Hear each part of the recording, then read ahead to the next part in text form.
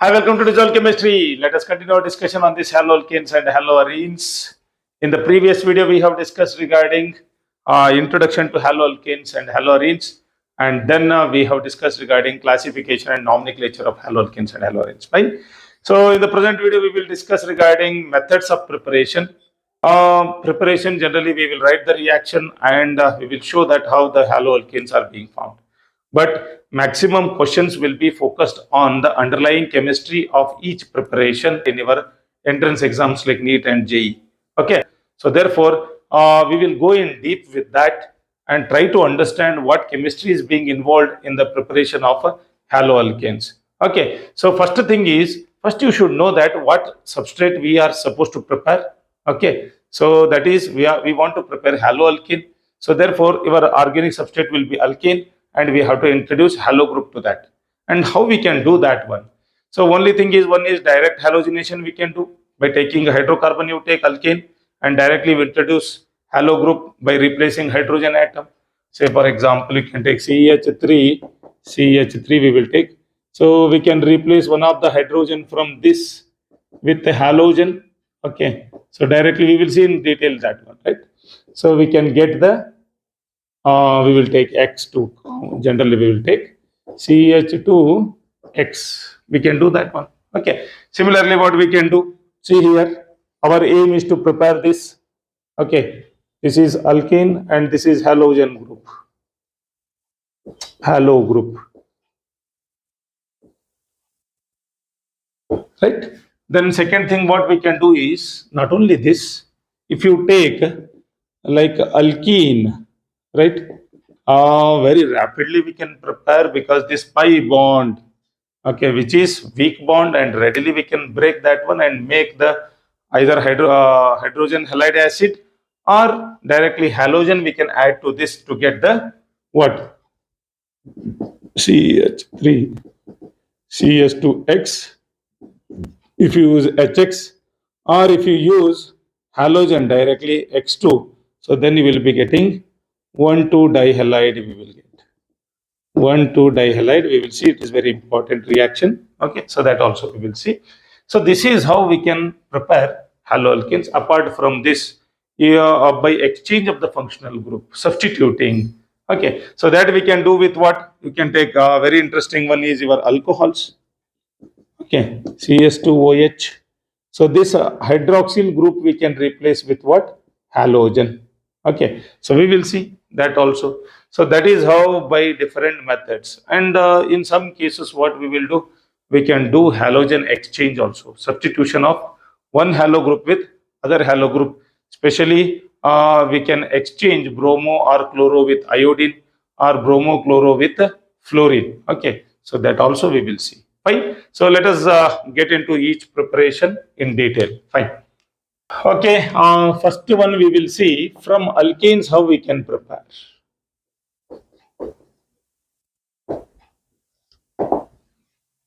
Okay, so direct halogenation of alkanes can be done in presence of either light or by heating or by using some catalyst. We can do direct halogenation. Fine. So that direct halogenation generally in presence of light we are going to do. For example, you can take simple example, you will take methane, okay, and chlorine gas, both you mix and you keep it in presence of light. So then what happens? There is a direct halogenation we will have, and we will get chloromethane as a major product. And one problem here is that we will get mixture of products. Okay, so what mixture we are going to get is that we will get not only chloromethane, we will get dichloromethane. Okay, it's a chain reaction, right? So here it is a chain reaction, you should remember. So therefore, if you are using excess of halogen, right, then all these three products are obtained, and under controlled conditions, too much excess of chlorine if you are using, you will get carbon tetrachloride as the major product. And if you are using excess of alkane under controlled condition, so your major product will be chloromethane. Make note of this point. Okay, so if you want any particular product, but this we cannot use it in the laboratory, but large scale production we can take this method. Okay, so you will be ending with what? Different halogen substituted derivatives as the products. So therefore, it is as a laboratory method, it is not good method, but in large scale production, it is one of the viable method and which is used to produce large scale production of different haloalkanes. Anyhow, we get a lot of alkanes from petroleum fractions, and that we can use for preparation of these compounds. Fine. I told you that it is a radical mechanism. It involves. Okay, so chlorine molecule will dissociate in presence of light by homolytic cleavage to give chlorine radicals. And we know that chlorine radical is any radical, it is what? Important reactive intermediate and highly reactive it is. Okay, so immediately what it will do? It will attack on CH3H bond and it will make this to cleave homolytically. You should remember that whenever a radical intermediate is there or reagent if it is there, so then what happens on the substrate also it has to cleave homolytically to form the radical. So well what happens this cleavage leads to formation of HCl okay plus CH3 radical, right? So then CH3 radical will combine with Cl radical to form okay CH3 Cl okay, and further it propagates to form, and once again if you remove that hydrogen from this one, if excess of chlorine if it is there, then what happens? Another hydrogen bond is broken homolytically and chlorine is added, then you will get dichloromethane.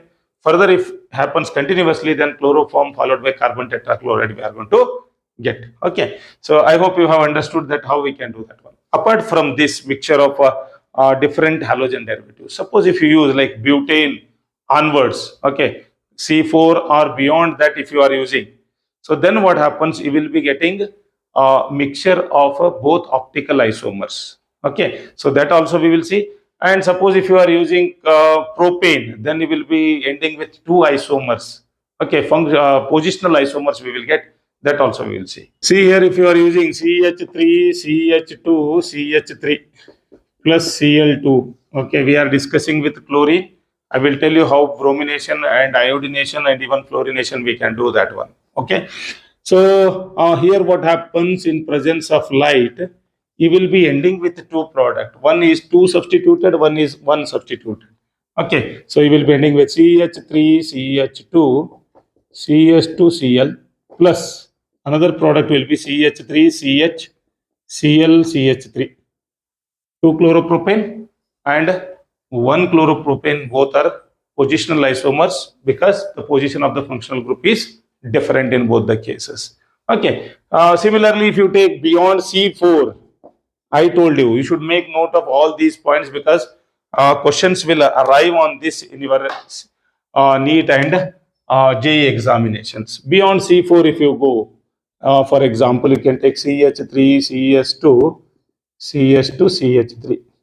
Okay.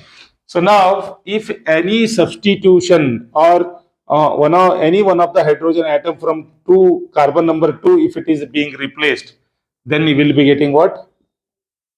Okay, CH3, CS2, CHCl, CS3, a formation of chiral center we are going to see, or asymmetric carbon is being generated because this side it is ethyl group, here it is methyl group, and one is your hydrogen, one is your chlorine. So therefore this carbon becomes asymmetric. So therefore you will be getting both mixture of plus and minus optical isomers. Okay, 2 bromo butane, plus or minus, bromo or chloro butane we are going to get. Okay, you should make note of this point. And beyond this, if you are going with pentane also, we will end up with the isomers. Fine. Then next is another important aspect is as we can bring the chlorination. Okay, so it is a exothermic process. Chlorination, it is exothermic. Okay, and you should remember fluorination, reaction with fluorine alkanes in presence of light. So it is more violent reaction. Okay, we have to control the reaction to bring the reaction of alkanes with fluorine to prepare fluoroalkane. Okay, similarly, chlorination I said exothermic, and bromination it occurs with little difficulty, not that rapidly as you find with your chlorination. Even it is also slightly exothermic, we can say. And interestingly, our iodination means if you want to prepare iodoalkane from alkane, so then it is an endothermic reaction, and by heating we can bring this reaction. And another thing is the formed iodoalkane will be in equilibrium with the starting compounds because it establishes an equilibrium. So therefore that equilibrium what it makes, you cannot get the product completely. So therefore to avoid or to shift the equilibrium in the forward direction, we are going to use catalyst like HNO3. Okay, we will discuss this one. Okay, or HiO3. You should make sure of this important thing. So CH4 plus I2, if you heat, of course you will be getting methyl iodide plus Hi, and you should remember this Hi is unstable, and what happens, the equilibrium is being established. To avoid this or to break this equilibrium, what you have to do is you have to use oxidizing agent such as periodic acid or HNO3 to make the reaction viable in the forward direction. Okay, CH4 plus I2 to give CH3I. Okay, so once again this Hi which is being formed, that will combine with, okay, Hi plus, you can take HNO3, so then it will be giving iodine is being liberated plus H2O plus NO2 gas form. Okay, so that is what iodine, liberated iodine, once again it is being utilized by the alkane to form the iodoalkane. Okay, so this is what the chemistry involved in the direct halogenation of alkanes to get haloalkanes. Okay, apart from this, the reactivity order we will see. Okay, as already I have mentioned, it is a radical mechanism. Okay, so as it is radical mechanism, so therefore tertiary will be having greater tendency to undergo halogenation. Okay, at tertiary carbon, followed by secondary, followed by primary. This is with respect to alkane substrate. Okay, alkane substrate. This is the trend of halogenation of alkanes. Fine. The next is when you take into account of halogens. Okay, the reactivity or combination towards alkanes will be what? So fluorine is more reactive than compared to chlorination, then followed by bromination, then followed by iodination. So iodination again it requires catalyst to combine with alkanes. Okay, so this is all about how we can prepare haloalkanes from alkanes. Okay, direct reaction between alkanes and halogens. Fine. I want to remind you that this halogenation reaction you have studied while studying hydrocarbons, in that particularly alkanes. Okay, so their detailed mechanism also you have studied. Once again, it will be a repetition. Always remember, if you correlate and if you study, so that halogenation of alkanes as a chemical property in alkanes, and same thing you are studying in haloalkanes as methods of preparation of haloalkanes. Okay, so if you correlate, then what happens? You can reduce the burden of your study. Fine. Then second one is from alkenes. We say addition of a halogen, addition of hydrogen halide acid. So like that you have studied in alkenes, and that I am repeating here as a method of preparation of haloalkanes. Fine. So next is from alkenes. Well, if you take simple alkene, that is your ethene. Okay, no problem. Directly your hydrogen halide acid we can add readily. It is going to add. Okay, so you can take like HCl, or you can use HBr. Okay, as an example we will take. and readily it will add and it will give the product CH3 CH2Br. Okay. So if your alkene is symmetric, okay, there is no issue. The reaction will occur in proper way and you will get the product. The product will vary. The condition what you are maintaining, reaction conditions, particularly of asymmetric alkenes. If you take unsymmetric alkenes, for example, you can take CH3 CH double bond CH2. Is it symmetric or unsymmetric? It is unsymmetric. Why it is unsymmetric? So doubly bonded carbon contains two hydrogen atoms. Doubly bonded carbon contains one hydrogen and one methyl group. So therefore what? So it is unsymmetric. When you take such unsymmetric alkenes and if you go for halogenation by using hydrogen halide acid, if you add, so then problem is that you will be ending with two products. Okay, we will see that one. That one thing is, so you are using hydrogen halide HX, we can take HX. Okay, it will cleave heterolytically because it is a polar compound. So therefore, you will be having a intermediate as H plus X minus. Now we know that this pi bond is what? Electron rich. Carbon-carbon double bond means what? 4 electrons are there between the two carbon atoms. So therefore, first which is going to approach? Electrophile or nucleophile? Electrophile is going to approach because electron rich center, it is electron deficient. So therefore, it will attract first. And the question arrives, either it has to go to the carbon number 1 or carbon number 2. So we will see both the things. Okay. So first we will take hydrogen to carbon number 1. Then what happens? You will be getting CH3. If I send that one to carbon number 2, then what happens? CH3, CH2, CH2 plus. Okay. If I shift this, you will get this one. And if I shift, okay, right, we will get this one. Now what happens? Next, your nucleophile will attack on this. Both possibilities are there, but one will be major, another will be minor product. And which is major, which is minor, and for what reason, that we will see. So we will get the two products. One is 2-bromopropane or 2-halopropane, we can say. We will use bromine. Okay, you can easily understand this one. Okay, Br. Right. So we will be getting 2-bromopropane as the major product. What is the reason behind that?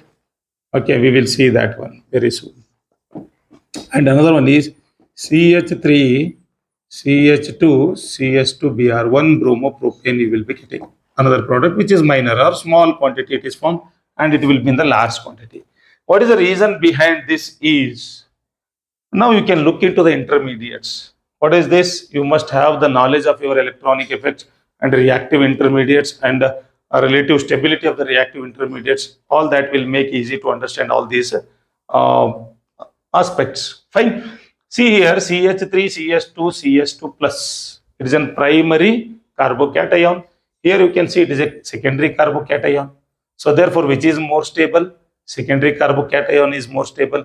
So more stable means what? More available for to collide with nucleophile. So therefore, your product will be 2-bromopropane will be major product, whereas as it is forming primary carbocation and which is least available for colliding with nucleophile to form the product, hence it is a minor product. And this we call it as what? Very important, make underline this particular point, that we call it as what? Marconi's of rule. This already you have studied in hydrocarbons in alkenes. Okay, so you should remember this. What it is called? Marconi's rule. Fine. Now we can reverse the order. What product you have got as a major and minor, this we can reverse it by using peroxide as a catalyst or by bringing this reaction in presence of a sunlight or light, we can say. Fine. So that we call it as what? Cross effect, or it is also called as peroxide effect. Okay. So there what happens and why it will be in a different way in different conditions. When you use organic peroxides, okay, so they cleave in presence of light into what? Radicals, light or heat you can do. So these radicals initiate radical mechanism, and that will be reverse of this, and you will be getting product 1 bromopropane as major product and 2 bromopropane as minor product. Okay. CH3 CH double bond CH2 plus HBr in presence of organic peroxide or OOR dash. Okay, and light you can use or you can heat. So then what happens? Your major product will be CH3 CH2 CH2Br. So this is your major product, and minor product will be CH3 CH2 CHBr CH3. Okay, and that will be minor product. What is the reason? Here the reaction will occur by radical mechanism, and it is initiated by the presence of organic peroxide like ROOR dash. It will undergo homolytic cleavage to give RO radical, and RO radical will attack on this pi bond and it will break, and as such you will be getting product as 1 bromopropane as the major product. We call it as what? Anti-Markovnich's of rule. You should remember anti-Markovnich's rule. Or it is also known as cross effect, or it is also referred as what? Peroxide effect. Then next we will see, okay, small variations in this, that there will be a rearrangement during addition of hydrogen halide. So that we will see, that we call it as what? Hydride shift and methyl shift. 1 to methyl shift and 1 to hydride shift. That is also very important. Generally in the entrance examination they will ask such questions, and you will be in quite confusion how to remember that. That also we will see that one. See, next is, now suppose if you have a substrate like this, CH3 CH3H CH double bond CH2, 2 not 2 is a 3 methyl, you can call 1 2 3 4. Okay, so when you have such substrate, the thing is what happens. So when like HX you take heterolytic cleavage will be there, and H plus and X minus will be formed. And already I have said that whenever there is a double bond or triple bond, there is an addition. Okay, first electrophile will add to that, and followed by nucleophile is going to add. And H plus will attack on this, then leading to what? Formation of, see here, CH3 CH3 HCH double bond CH. So double bond will shift, and you will be getting hydrogen attached to this, and you will be having carbocation, which is secondary. Okay, so as it is a secondary carbocation, we know that tertiary carbocation is more stable than secondary. Okay, prior to approach of the nucleophile, immediately as it forms carbocation, this hydrogen on the neighboring carbon atom, on the alpha carbon atom, will shift onto this. Okay, so as it shifts, okay, what is going to form? You see here, CH3 CH3 CH2 CH3. So what is the type of carbocation? It is intermediate tertiary carbocation. Compared to the secondary carbocation, tertiary carbocation is more stable. So therefore, this is the reason why this hydrogen shift or hydride shift, what we call 1-2 shift, means from 1 to 2 it is going to shift. So therefore, tertiary carbocation is generated, and this tertiary carbocation is being attacked by the your nucleophile to give the product. Okay, so you will be tempting to answer it as, okay, I will tell you that what mistake we can commit. Okay, so generally what temptation we have, according to Markovnich's rule, if it is adding, then you will be getting a 2-position halo group will come. Okay, that option will be there in the your examination. Okay, but make sure that apart from looking carbon-carbon double bond, you should see that on the neighboring carbon what are the things are there. Okay, and this reaction we call it as what? 1,2 hydride shift. Hydride shift. Okay. Are you getting my point? So this is called 1,2 hydride shift.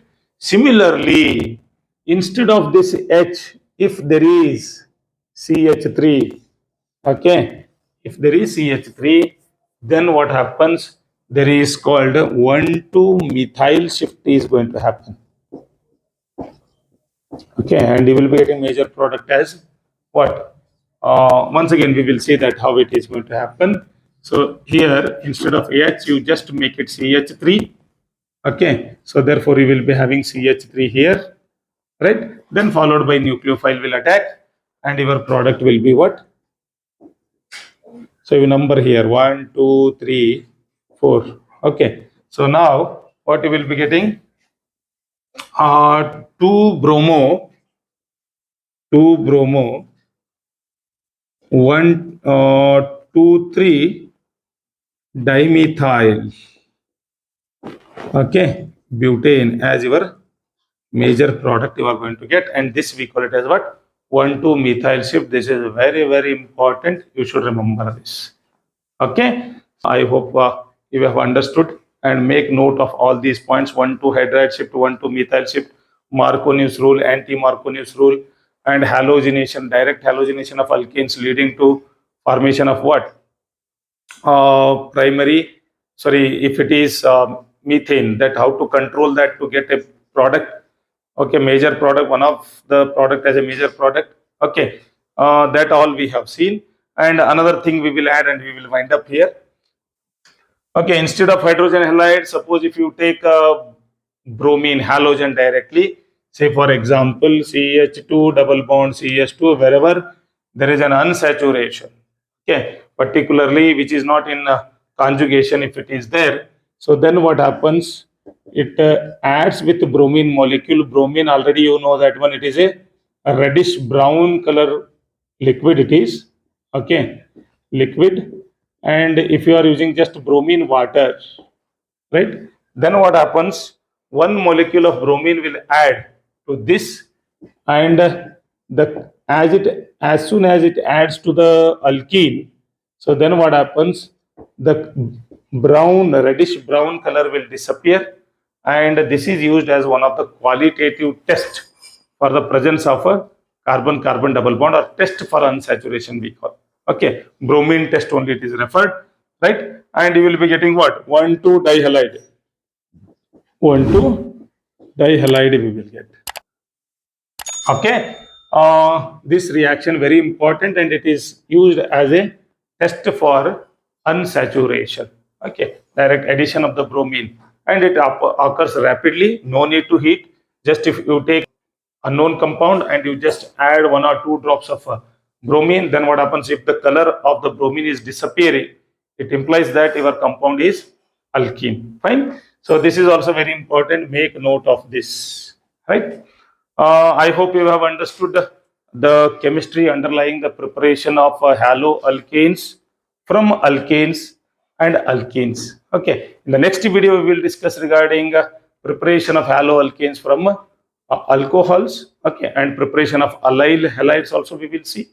Okay, and different examples we will take, and we will try to understand that one. Thank you for watching, and please don't forget to subscribe our channel. Thank you.